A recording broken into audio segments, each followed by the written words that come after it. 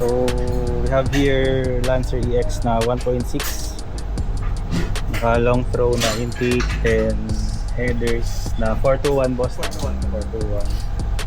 Yan. Naka Evo kits, wide body, dual tip na exhaust. So hindi nagpalagay si bossing ng pops and bang. Bale, inayos lang yung tune. Tapos naka street tune na siya before. So malalaman natin kung ilan yung horsepower nung street tune, tsaka yung tune ngayon na ni-run sa dyno.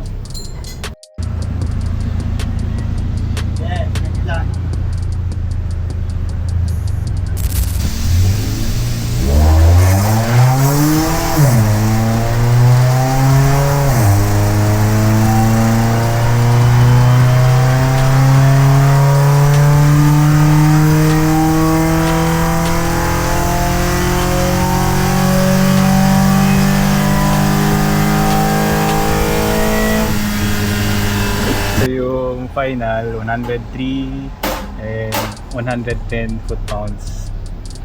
So dati na siyang street tune.